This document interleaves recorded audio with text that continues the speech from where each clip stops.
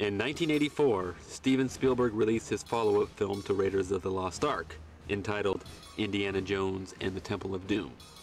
The movie, which is actually a prequel, follows Indiana Jones along with a couple of sidekicks, Willie Scott and Short Round, as they travel to India to recover a mystical rock for a small village whose children have been kidnapped. They arrive at a gorgeous palace when they are subjected to a truly horrifying dinner, and later encounter a large amount of disgusting insects, which is reminiscent of the snake pit from the first film.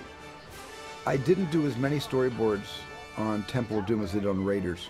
Part of that was because I was not exactly secure with the story, and I always had some problems with the darkness, and I thought maybe I should, I needed to be more spontaneous to try to put more humor in where it needed humor.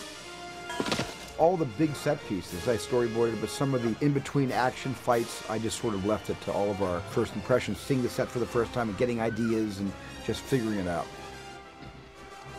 Deep within the palace, they discover a bizarre cult who are into child slavery and performing human sacrifices, complete with Mortal Kombat fatalities.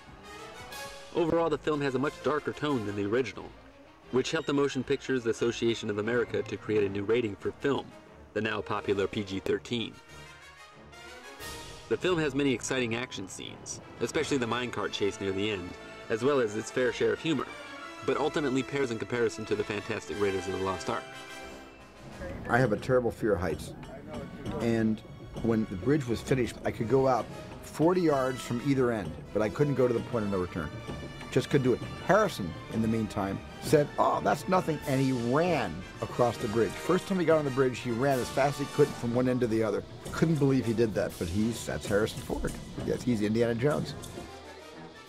Indiana Jones and the Temple of Doom was still a huge hit with audiences, but even Spielberg has dismissed it as being too dark of a film. Temple of Doom is my least favorite. I mean, I look back on Temple of Doom and I say, well, the greatest thing that I got out of that movie was I met Kate Capshaw, and we were married years later, and that, to me, was the reason I think it was fated that I make Temple of Doom. And so even though Indiana Jones wound up getting the girl, I really did. For his next film, Spielberg takes a bold step away from his expected blockbuster sensibilities.